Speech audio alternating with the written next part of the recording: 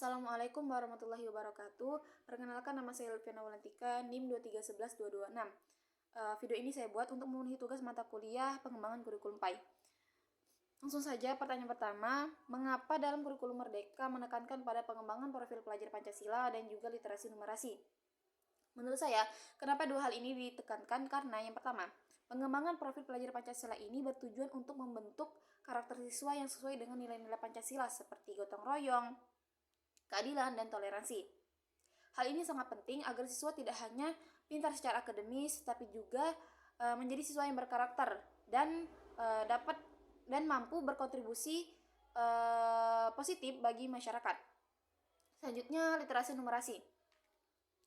Hal ini sangat dibutuhkan sebagai bekal utama siswa agar siswa mampu memahami sebuah informasi dengan kritis dan mampu menggunakan kemampuan berhitungnya dalam kehidupan sehari-hari. Karena yang kita tahu, literasi ini menjadikan kita lebih cerdas dalam membaca, menulis, dan memahami sebuah teks.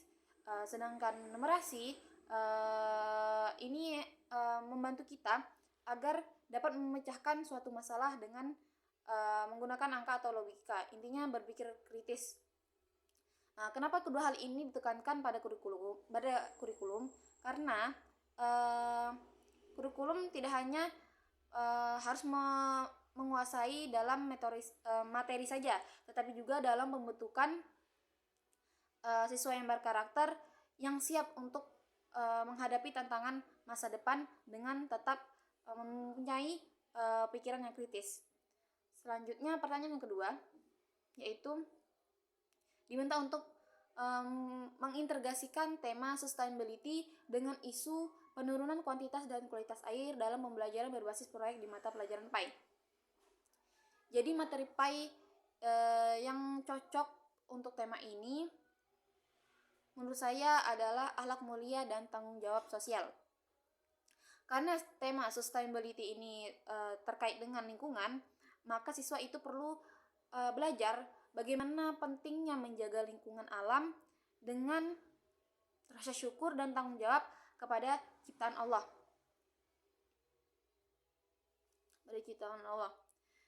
Selain itu, materi tentang amar ma'ruf dan nahi mungkar, mengajak kebaikan dan mencegah kejahatan, ini juga cocok karena ini juga bisa membuat siswa termotivasi untuk membuat kebaikan dengan menjaga lingkungan dan larangan merusak lingkungan. Selanjutnya, rencana implementasi pembelajaran berbasis proyek. Jadi, jika saya menjadi guru PAI, yang pertama rencana implementasinya dengan berbasis proyek ini, yang pertama itu pengantar tema. Jadi, saya akan memulai menjelaskan isu kuantitas dan kualitas air dan serta dampaknya bagi manusia dan kehidupan makhluk lainnya. Setelah itu proyek kelompok. Nah, saya di sini akan maksudnya setelah saya menjelaskan isu tadi, saya akan membuat beberapa kelompok. Siswa itu akan saya buat dalam beberapa kelompok untuk melakukan penelitian kecil dengan meneliti lingkungan sekitar, seperti misalnya sumur di sekolah atau sumber air lainnya. Selanjutnya, pengumpulan data. Jadi, setelah saya membagi mereka dalam beberapa kelompok, saya akan meminta mereka untuk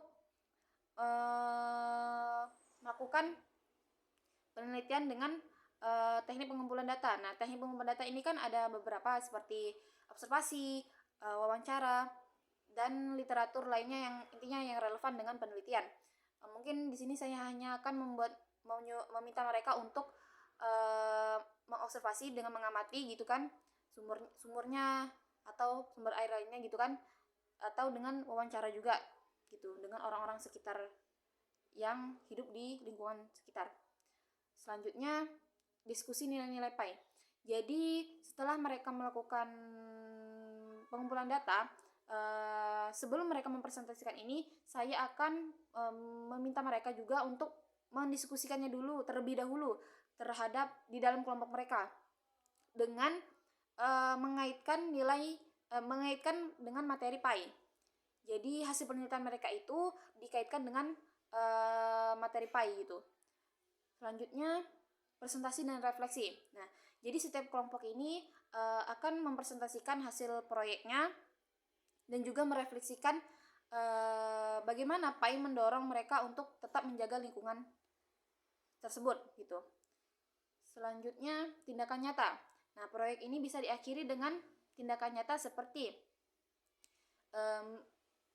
yang sederhananya saya akan minta untuk bersih-bersih lingkungan. Nah, seperti itu kan tindakan nyatanya. Nah, dengan metode pembelajaran berbasis proyek ini, mereka tidak hanya bisa menguasai teorinya saja, tetapi juga bisa langsung merasakan bagaimana menjaga lingkungan tersebut dengan tetap dengan nilai-nilai PAI, dengan materi PAI yang sudah saya ajarkan, seperti itu. Mungkin hanya itu yang bisa saya sampaikan, kurang lebihnya saya mohon maaf, dan kepada Allah saya mohon ampun. Saya akhiri, wabillahi taufiq wal hidayah. Wassalamualaikum warahmatullahi wabarakatuh.